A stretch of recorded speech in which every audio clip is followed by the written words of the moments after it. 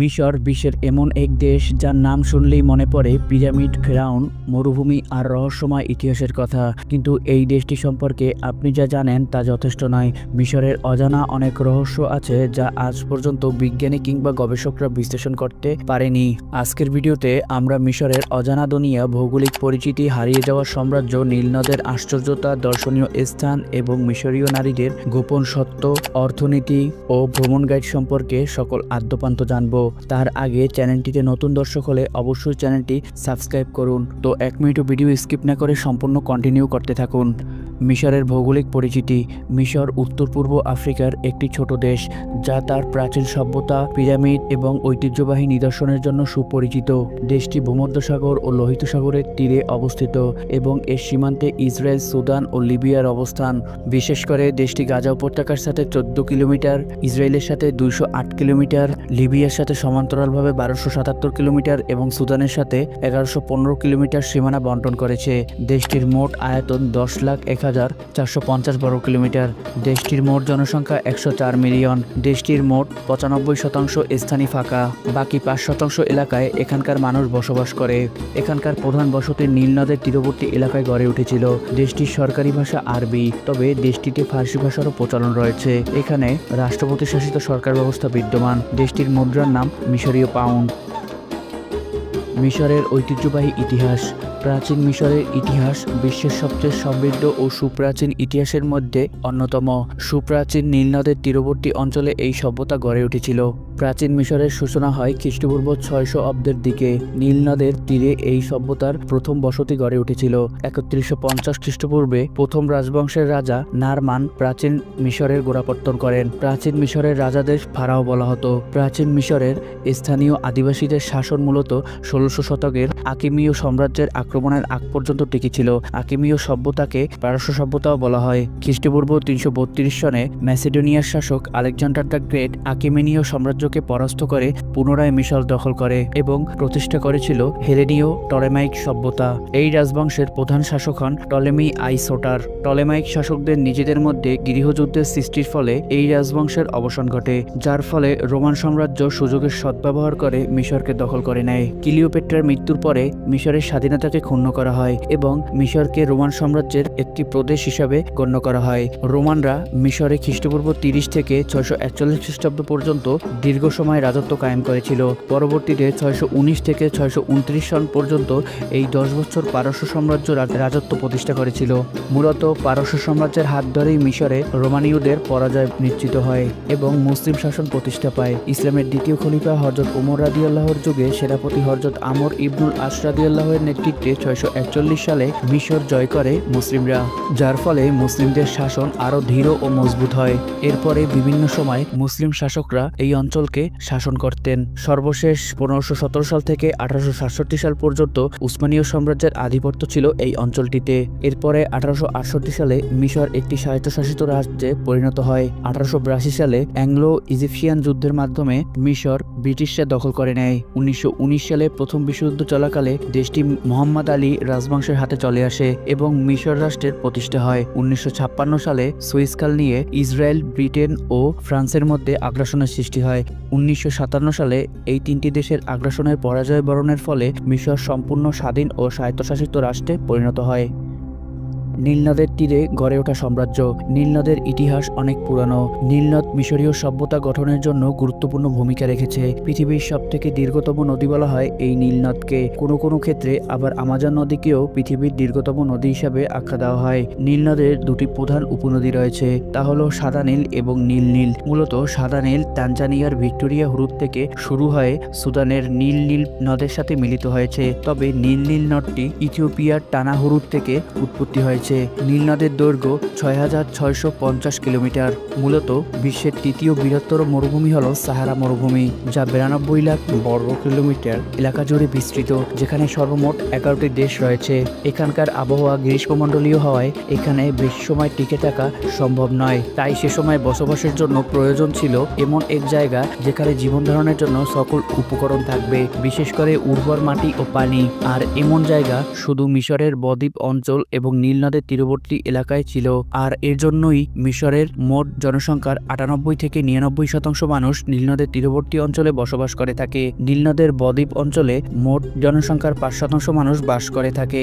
দেশটির বেশিরভাগ অঞ্চল খালি হলেও নীলনদের তীরবর্তী অঞ্চলগুলো পৃথিবীর ঘনবসতিত এলাকার মধ্যে অন্যতম। তাই দেশটির প্রধান শহর কায়রো, আলেকজান্দ্রিয়া, আসোয়ান ও খারতুম শহরগুলো নীলনদের তীরে গড়ে উঠেছে। এই নদের পাশে গড়ে উঠেছিল গিজা শহর, যেখানে মিশরীয় সাম্রাজ্যের মিশরীয় সভ্যতার পিরামিড এবং প্রাচীন নিদর্শন গড়ে উঠেছিল। প্রাচীন মিশরীয় সভ্যতার উত্থান ও বিকাশে নীলনদের ভূমিকা ছিল অত্যন্ত গুরুত্বপূর্ণ। নীলনদের বাৎসরিক বন্যার ফলে এখানকার ফসলের মাঠ আরো উর্বর হয়ে ওঠে এবং প্রচুর ফসল জন্মায়, যার জন্য প্রাচীনকাল থেকে এই নদীকে হ্যাপি দেবতার আশীর্বাদ হিসাবে মনে করা হতো।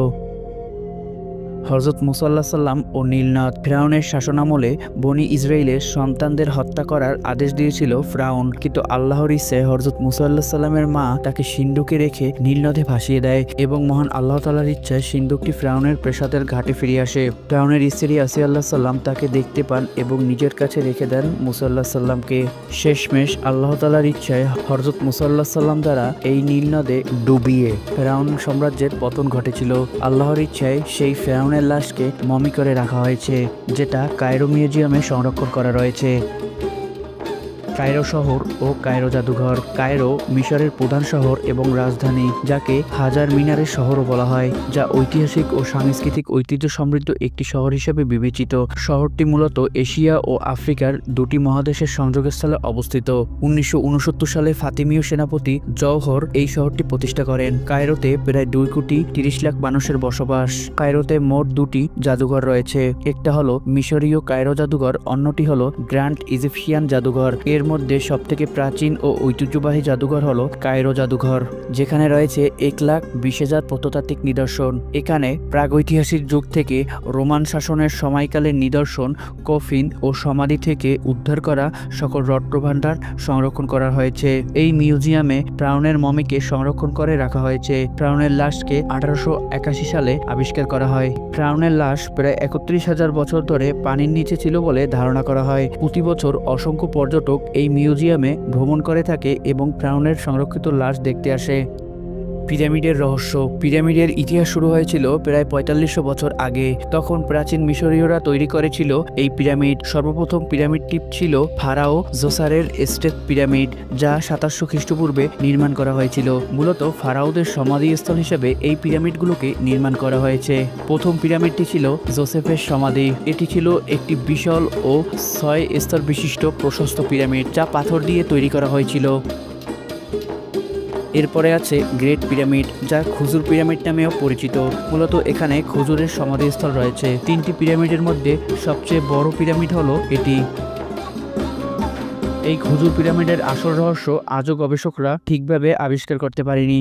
এখানকার শেষ পিরামিড, যেটি রাজা আহামস নির্মাণ করেছিল, এই পিরামিড আজও ইতিহাসের সাক্ষী হয়ে দাঁড়িয়ে আছে। মিশরীয় সরকার ব্যবস্থা। মিশরের সরকার ব্যবস্থা একটি রাষ্ট্রপতি শাসিত সরকার ব্যবস্থা। রাষ্ট্রপতি দেশটির নির্বাহী বিভাগের প্রধান হিসেবে কাজ করেন। রাষ্ট্রপতি দেশটির প্রধানমন্ত্রী, মন্ত্রিসভায় এবং বিচারপতি ও অন্যান্য কর্মকর্তাদের নিয়োগ দিয়ে থাকেন। দেশটির রাষ্ট্রপতি মূলত 6 বছরের জন্য নির্বাচিত হয়ে থাকে। দেশটির বর্তমান রাষ্ট্রপতির নাম আবদেল ফাত্তাহ সাঈদ হোসেন খলিল এল সিসি। মিশরের আইনসভা মূলত দ্বিকক্ষ বিশিষ্ট। দেশটির আইনসভার নাম পিপলস অ্যাসেম্বলি। দেশটির উচ্চকক্ষের নাম সিনেট এবং নিম্নকক্ষের নাম প্রতিনিধি সভা। দেশটির আইনসভায় 444টি আসন রয়েছে। বিশেষ করে এই আইনসভার আসন পেতে অবশ্যই প্রত্যক্ষ নির্বাচনের মাধ্যমে সদস্য নির্বাচিত হতে হবে। এখানকার সরকার ব্যবস্থা মূলত যুক্তরাজ্যীয় সরকার ব্যবস্থার মতো, যেখানে নিম্নকক্ষের প্রণীত বিল প্রস্তাবনা হলে সিনেটের বা উচ্চকক্ষের সমর্থন থাকতে হবে, তা না হলে সে বিল পাশ হবে না। মিশরীয়দের অর্থনীতি। মিশরের অর্থনীতি মূলত কৃষি, প্রাকৃতিক গ্যাস, পেট্রোলিয়াম, মিডিয়া ও পর্যটনের উপর নির্ভরশীল। প্রাচীনকাল থেকেই নীল নদের উপর ভিত্তি করে কৃষিকাজ দেশটির অর্থনীতির মূল ভিত্তি হয়ে দাঁড়িয়েছিল, যা এখনও একটি গুরুত্বপূর্ণ খাত হিসাবে বিবেচিত। বর্তমান সময়ে দেশটি পর্যটন, প্রাকৃতিক গ্যাস ও তেল রপ্তানির মাধ্যমে অর্থনীতির প্রবৃদ্ধির একটা বড় অংশের অবদান রাখছে। এখানকার কৃষি মূলত জলবায়ু পরিবর্তনের উপর নির্ভরশীল। তারপরেও কৃষি দেশটির গুরুত্বপূর্ণ খাত। সেই থেকে কৃষি এখানকার মানুষের কর্মসংস্থানের প্রধান মাধ্যম। এছাড়াও পর্যটন খাত থেকে দেশটির অর্থনীতির একটা প্রধান অংশ আসে। পর্যটন খাত থেকে দেশটির প্রচুর বৈদেশিক মুদ্রা আয় করে থাকে। প্রচুর পরিমাণে পর্যটক এখানে প্রতি বছর ভ্রমণে আসে। মিশরে প্রচুর প্রাকৃতিক সম্পদ রয়েছে, বিশেষ করে পেট্রোলিয়াম ও প্রাকৃতিক গ্যাস রপ্তানি করে দেশটি প্রচুর বৈদেশিক মুদ্রা অর্জন করছে। প্রতি বছর রপ্তানি আয়ের প্রায় 32% আসে এই খাত থেকে। এছাড়াও এখানকার প্রচুর মানুষ আমেরিকা ও ইউরোপে বসবাস করে থাকে, যারা প্রতি বছর প্রচুর পরিমাণে রেমিটেন্স পাঠায়। দেশটির মিডিয়া খাত থেকেও প্রচুর আয় হয়ে থাকে। আল আহরাম সংবাদপত্র ইউরোপ ও আফ্রিকার একটি জনপ্রিয় মিডিয়া মাধ্যম। দেশটির জিডিপি পার ক্যাপিটা $3598। এখানকার বাৎসরিক রপ্তানি আয় প্রায় $45 বিলিয়ন। মিশরের বিখ্যাত খাবার। মিশরে বেশিরভাগই হালাল খাবার পরিবেশন করা হয়ে থাকে। মিশরীয় কিছু বিখ্যাত খাবারের মধ্যে কোশারি, ফালাফেল, শর্মা এবং মনোখিয়া অন্যতম। কোশারি এখানকার জনপ্রিয় স্ট্রিট ফুড, যা মূলত ভাত, মসুর ডাল, পাস্তা ও ভাজা পেঁয়াজের সমন্বয়ে তৈরি করা হয়ে থাকে, যা খেতে অনেক সুস্বাদু। এছাড়াও তাদের খাবার তালিকায় আছে ফালাফেল। এটি সাধারণত নিরামিষ খাবার, যা মূলত ছোলা ও মটরশুঁটির সমন্বয়ে তৈরি করা হয়ে থাকে। এই খাবার মূলত সকালের নাস্তায় খেয়ে থাকে মিশরীয়রা। তাদের তালিকায় শর্মাও রয়েছে। শুধু মিশর নয়, পুরো মধ্যপ্রাচ্যের জনপ্রিয় একটি খাবার হলো মিশরীয় শর্মা, যা মাংস ও সবজির সমন্বয়ে তৈরি করা হয়। ফুল মেডামের সালাদ, যা মূলত এখানকার প্রতিটি ঘরেই খাওয়া হয়ে থাকে, যা জলপাই তেল, গোলমরিচ ও পেঁয়াজের সমন্বয়ে তৈরি করা হয়। মিশরীয় নারীদের অদ্ভুত শত। মিশর পৃথিবীর এমন এক মুসলিম অধ্যুষিত দেশ যারা লজ্জাজনকভাবে শুধু নামেই মুসলিম দাবি করে। দিনের বেলায় তারা বোরকায় আবদ্ধ থাকে, কিন্তু রাতে তারা বেহায়াপনায় লিপ্ত হয়। তারা রাতে নাইট ক্লাবে মদ্যপান করে এবং ডান্স করে। আপনি জানলে অবাক হবেন, তারা গোপন অঙ্গে জলপাই তেল মালিশ করে। এখানে আমেরিকান সংস্কৃতির প্রভাব লক্ষ্য করা যায়, যার ফলে এখানকার মানুষ হারাম কাজে লিপ্ত হচ্ছে। মিশরের ধর্ম। মিশর মূলত মুসলিম অধ্যুষিত একটি দেশ, যেটা সবারই মোটামুটি জানা। এখানে মোট জনসংখ্যার 90% মুসলিম জনগোষ্ঠীর বসবাস। এছাড়াও মাত্র 10% খ্রিস্টান ও ইহুদি ধর্মের মানুষের বসবাস রয়েছে। মিশরের বেশ কিছু ঐতিহ্যবাহী মসজিদ রয়েছে, যার মধ্যে আমর ইবনুল আস মসজিদ, যেটি 641 সালে নির্মাণ করা হয়েছিল। এটিই ছিল মিশরের সর্বপ্রথম মসজিদ। কায়রোর প্রাচীন মসজিদ ও ঐতিহাসিক ইসলামিক শিক্ষা কেন্দ্র হলো আল আজাহার মসজিদ, যেটা 970 সালে নির্মাণ করা হয়েছিল। দেশটির কেন্দ্রীয় মসজিদ হলো কায়রো গ্র্যান্ড মসজিদ, যেটি ইসলামী সংস্কৃতির একটা বৃহত্তর নিদর্শন, সেই সাথে মিশরের বৃহত্তর মসজিদ এবং তৃতীয় বৃহত্তর মসজিদ হিসেবে বিশ্বব্যাপী পরিচিত। মিশরের ভ্রমণ গাইড ও দর্শনীয় স্থান। বিশেষ করে অক্টোবর থেকে এপ্রিলের মাঝামাঝি সময়ে আবহাওয়া দেশটির অনুকূলে থাকে। এ সময় ভ্রমণ বেশ আরামদায়ক হয়ে থাকে। এখানে ভ্রমণের জন্য 12 মাস মেয়াদী পাসপোর্টের দরকার হয়। ট্রাভেল ভিসায় আবেদনের জন্য আপনাকে পাসপোর্টের পাশাপাশি পাসপোর্ট সাইজের ছবি, আবেদনের প্রমাণপত্র, 6 মাসের ব্যাংক স্টেটমেন্ট এবং রিটার্ন টিকিট ও হোটেল বুকিং এর প্রমাণপত্র দেখাতে হবে। এখানে ভ্রমণের মূল আকর্ষণ হলো গিজার পিরামিড, কায়রো শহর এবং কায়রো মিউজিয়াম, পাশাপাশি মিশরীয় নিদর্শন ও আলেকজান্দ্রিয়ার প্রাচীন গ্রন্থাগার, সেই সাথে ঐতিহাসিক নিদর্শন ও শহর, যা প্রতি বছর প্রচুর পরিমাণে পর্যটকদের টেনে নিয়ে আসে মিশরের দিকে। তো দর্শক, এই ছিল মিশর সম্পর্কে সকল জানা ও অজানা চমকপ্রদ তথ্য। ভিডিওটি ভালো লাগলে অবশ্যই লাইক, কমেন্ট, শেয়ার করতে একদমই ভুলবেন না, কারণ মনে রাখবেন, আপনাদের একটি লাইক এবং সাবস্ক্রাইব আমাকে নতুন নতুন কন্টেন্ট তৈরি করতে আগ্রহী করে তোলে। তো ধন্যবাদ সকলকে।